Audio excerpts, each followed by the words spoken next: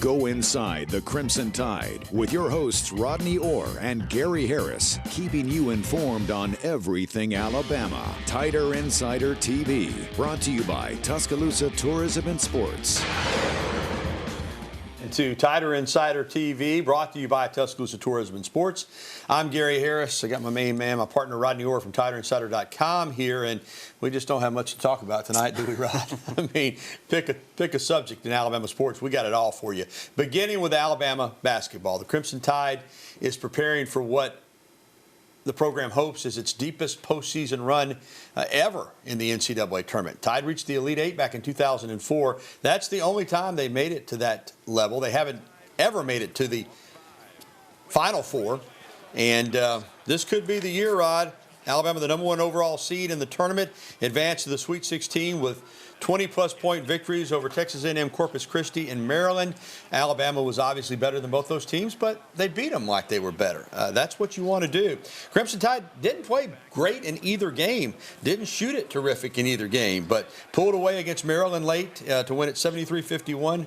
Javon Quinterly was the man down the stretch. He had 22 points. He made a lot of big threes. And then Brandon Miller, who was held scoreless against Texas A&M, Corpus Christi, battling that growing pull with only 19 minutes played, came back with 19 points and 7 rebounds in 34-plus minutes against Maryland. Alabama, as I said, moves into the regional semifinal. That will be coming up on Friday in Louisville, Kentucky at the KFC Yum Center against the #5 seed San Diego State, who I got to tell you this, they're pretty good. We'll have more on the Aztecs in just a moment. All right, Rod, earlier today as well, Brandon Miller was named the National Freshman of the Year, the Wayman Tisdale Award winner.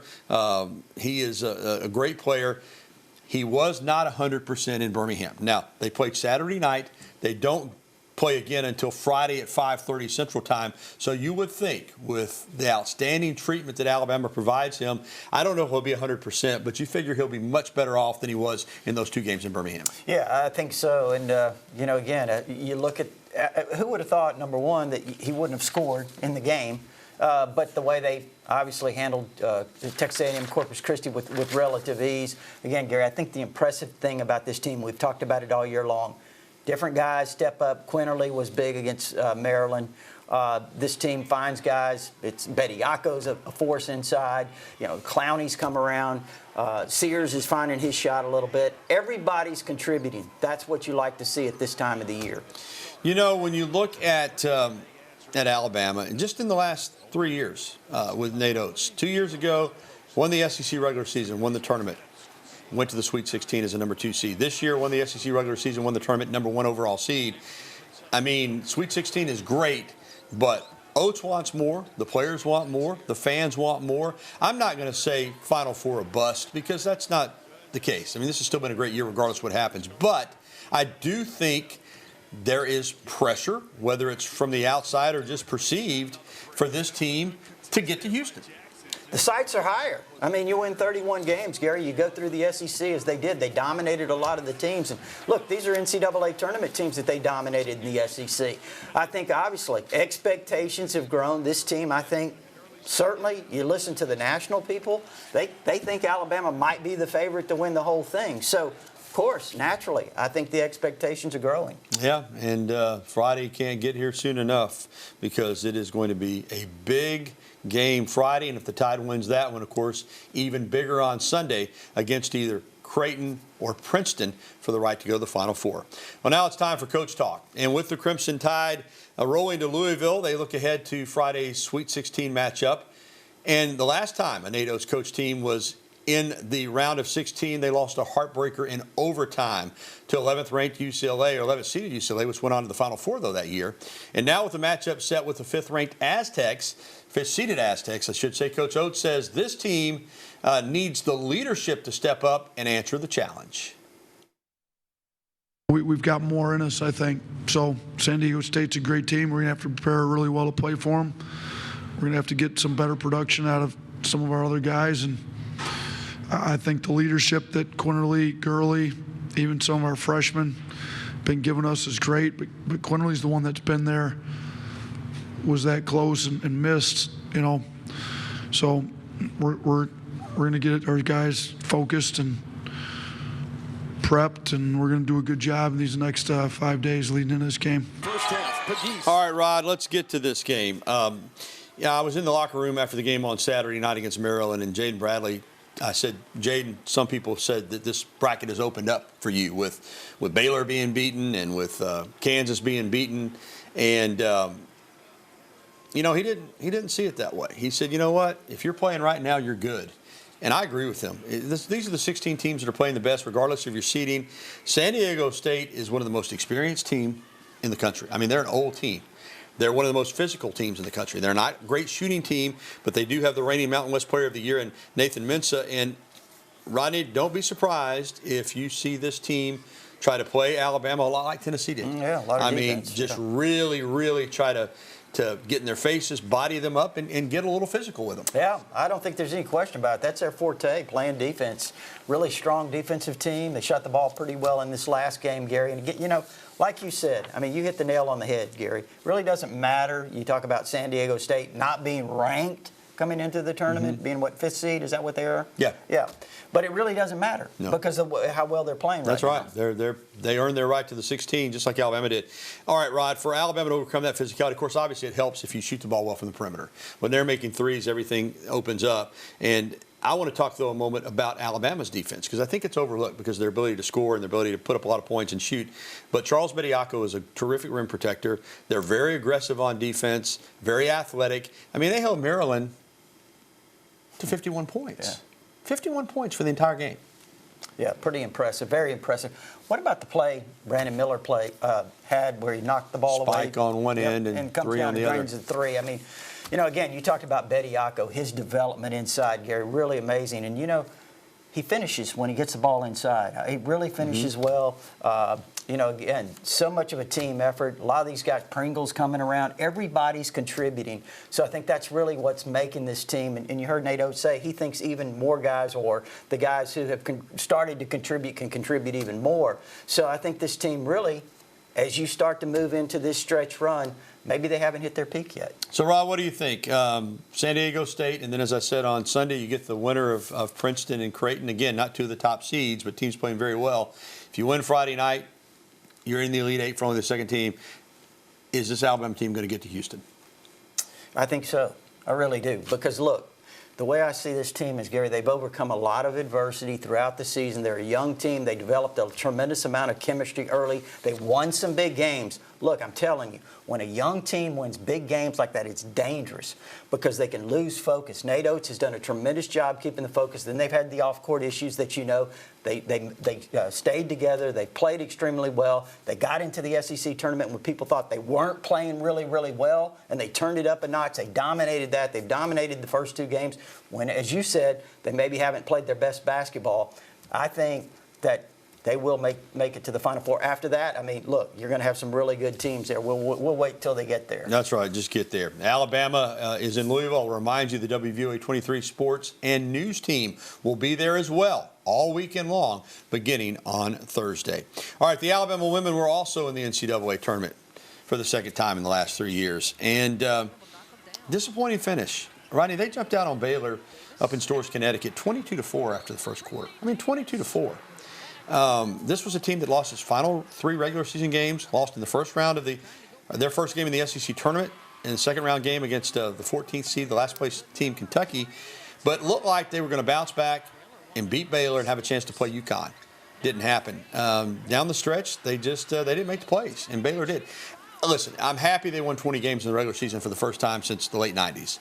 I'm happy they got an NCAA tournament. But when you jump out 22-4 and you lead almost the entire way, there's no way around it. That's a bitter pill to swallow to lose that game. Especially the way, like you said, Gary, they finished the season, with the streak that what was it, 3 games, 4 games they lost in a row there at the end, and then this game. And, I think it is. But I think also, too, you have to kind of look at the positives as well. You mentioned it, Gary, winning 20 for the first time in years. I mean, these are positive steps getting back to the NCAA tournament. Hopefully bigger and better things are ahead next year. All right, Christy Curry said what we said. Down the stretch, Alabama just didn't make the plays to win. We just had too many mistakes down the stretch. A silly foul, a travel, a missed box out there on the free throw. And, basketball's a game of mistakes. And, I don't want those 3 mistakes to define who they are and what they've done for our program. All right. Good news is Alabama made it to the tournament. Bad news is they didn't win a game, and now next year they're going to have a lot of players to replace. So we'll see what women's basketball looks like going forward. All right, still to come on Tider Insider Television. One of Alabama's highly talented freshman football players is not with the team, and we don't know when Tony Mitchell will be back. We'll have the latest when we return.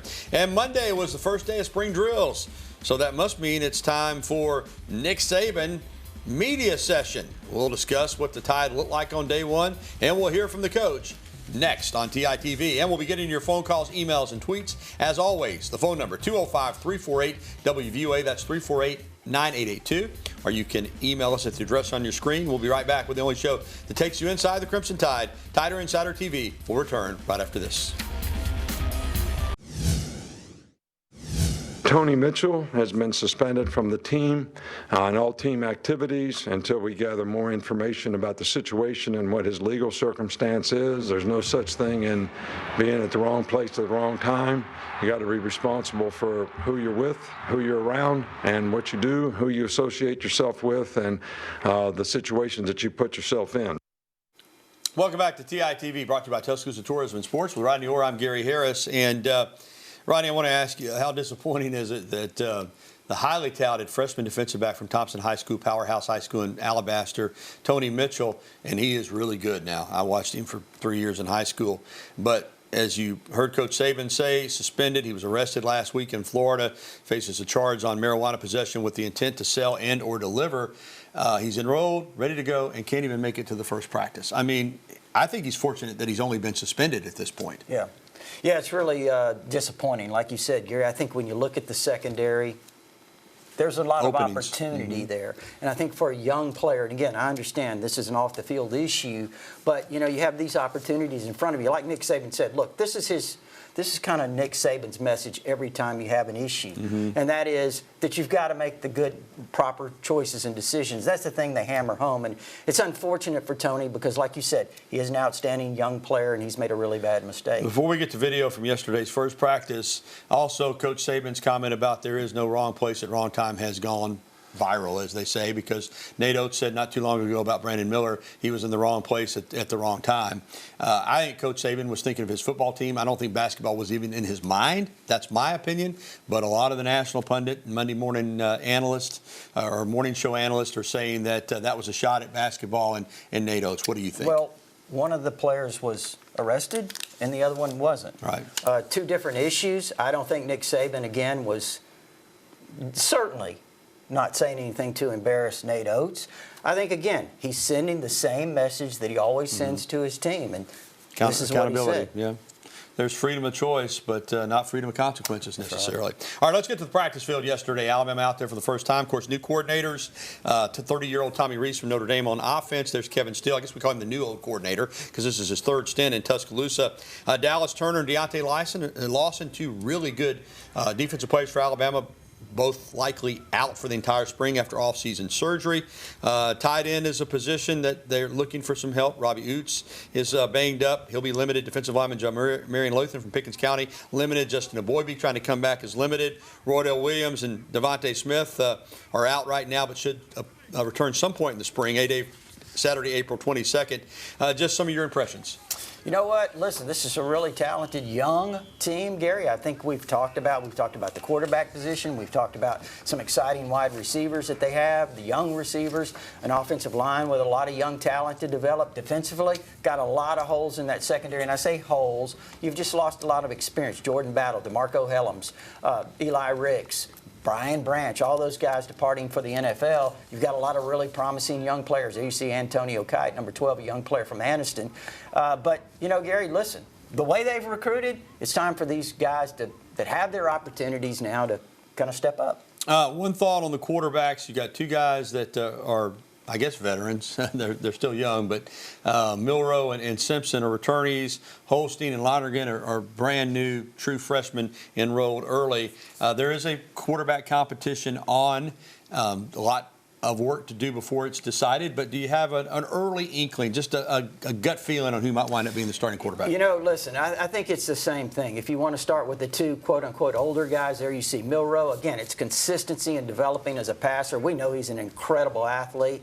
There's Eli Holstein, the true freshman out of Zachary, Louisiana. But Ty Simpson's a guy, has all the tools. I think Gary's just, how does he respond? How does he respond this spring going against first-team defense?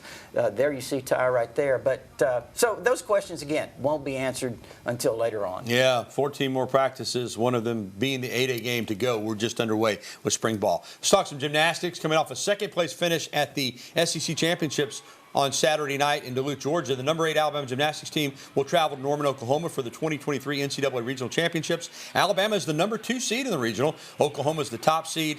Alabama will compete in the first semifinal session against Kentucky, Illinois, and Iowa. The top 2 teams for each of Thursday's semifinals will advance to the regional finals on Saturday, with the top 2 teams there advancing to the NCAA National Championships. All right, we're going to get to break. We've still got phone calls, emails, and tweets. As always, give us a call. We'd love to hear from you, Tider Insider Nation. 205-348-9882. TITV will return right after this timeout.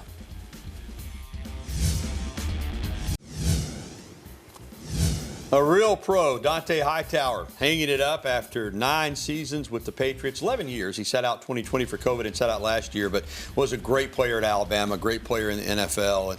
And Bill Belichick used to call him Mr. February because of his ability to make big plays in the Super Bowl. Won 3 of them with Pats. Rodney, he was a great football player at Alabama, too. I mean, how many true freshmen do you see come in like he did in 2008, Gary? I mean, he was fantastic that year. Right Had the injury the next year, but came back, Mm-hmm. and by the end of his career in 2011 was just a dominant player. Super football player. All right, we're back here on TITV, and we're going to jump out on the phone. We got the phone calls lined up. Let's start with T over in Anniston. Hey, T. Hey, how y'all doing? Doing great, man. I have a quick question and a quick statement. Okay. First, I want to know, do y'all see anybody else going on? I know Brandon Miller going pro, but do y'all see anybody else leaving? And I just want to say, I think this is our year when it comes to Alabama basketball.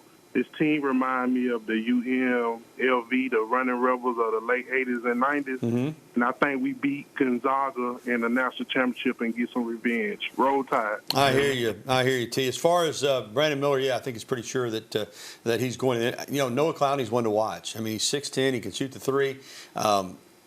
I think right now, Rodney, he's a first rounder. He may not be a lottery pick, so I hope he comes back. But keep an eye on Noah Clowney as far as him leaving early as well. All right, let's get to our next phone call, and it is Corey over in Trussville. Hey, Corey, what's going on, man? Hey, Gary and Rodney, how are y'all doing this afternoon? Doing great. Let me ask you this. Do you think Alabama softball has lost confidence within themselves by the way they're playing? Because it's just really frustrating the way things have been going on and just trying to get things rolling with Yeah. Yeah, Corey, I wouldn't say they've lost confidence. I mean, I watched that game last night, and you know what? You got to get a hit when somebody's in scoring position. Bases loaded in the bottom of the 10th, 1 out, and they leave them loaded with 2 strikeouts. I just don't know, and it's a good team. I don't think this is a great team. I don't think it's an elite team, Rod. And they've still got some games to get it turned around. But I just have a feeling that this Alabama softball team is a pretty good team. I just don't know that they're as good as they've been and as good as some of these teams that they're playing. I don't think it's lack of confidence. So I just don't know how talented they are. You get a sense Murph is a little frustrated right now? I don't sense frustration. I think he thinks they can get better, but I don't think this team is as talented as some of those great Alabama teams that we've seen. Yeah, no, I agree with you. And at the end of the day, you and I both know it comes down to players, right? That's right. All right, we're going to get to the break, and we'll come back with more phone calls right after this on TITV. Stay with us. And it's time for our email of the day, brought to you by KDM Service Corporation. For all your heating and air conditioning needs, KDM Service Corporation, serving your family like our family. All right, here is it's from James in Tuscaloosa. I've noticed the fan that wears the sombrero is missing from softball games. Do you know what happened? It's Emily Pitex, who you're talking about, super fan for Alabama. And I got to tell you, James, I did check in with Tom Canterbury today, the radio voice of Alabama softball, and he said she is fine. She was been to some games. There's been a couple games that she's missed, but he said that she's still ready to go, and all the folks that hang out with her are as well, James. So be looking for them. You will see them there. All right, let's jump back out on the phone lines real quick, and Putty is waiting for us here to talk to us here on the program from over in Alabaster. Hey, Putty. Hey, Gary. Hey, Rodney. I'm just wondering if y'all think the fan base is going to be hungrier this year in football, like a bigger spring attendance and maybe better attendance in the fall. Okay, Putty, I was asking a very question on my radio show this year about A-Day, and I don't think we're going to see the 85, 95,000 crowds again. I think that's kind of gone. But I think there'll be a good turnout. People want to see the quarterbacks. They want to see this young team in the A-Day game. And, I think when you don't go to the playoff, it energizes people to want to get back there. So I think this fall, the fans may have more of a sense of urgency. That sense of entitlement may be gone. Yeah, as far as A-Day, Gary, hopefully it's good weather because last year the weather really impacted the turnout. But, as far as, energy, enthusiasm, I expect it to be Alabama football under Nick Saban. I think it'll be really high. And I think there'll be a really good crowd for the A-Day game. I just don't think that we're going to see those 90,000 crowds. All right, we're going to get to one more email. Is that right? Or are we going to break? All right, one more email, and this is from Lewis in Tuscaloosa. Is there a chance that Saban will bring in a transfer quarterback? Rodney, is there a chance? I mean, they got 4 quarterbacks on scholarship, but if a veteran guy becomes available, what do you think? I mean, look, the portal nowadays changes everything. You really don't know the guys you have, what they might be thinking after spring. Lewis, I would say, there's always that possibility. We'll see. All right. We'll see a little more of Tighter Insider. Look at that beautiful sunset here in Tuscaloosa. We'll be back to wrap it up right after this. We're almost out of time, but I do want to congratulate the Alabama men's adapted wheelchair basketball team. Just like the women, the men win the national championship, beating Arizona, so Alabama pulls the double. All right, that's going to do it for this edition of TITV. A reminder, if you missed it, you can catch a replay tonight at 10:30 on WVOA 23 or anytime at WVOA23.com. So for Rodney Orr, I'm Gary Harris. Thanks for watching TITV, and we're going to be back next week, as we always are on Tuesdays, with another edition. Good night, everybody.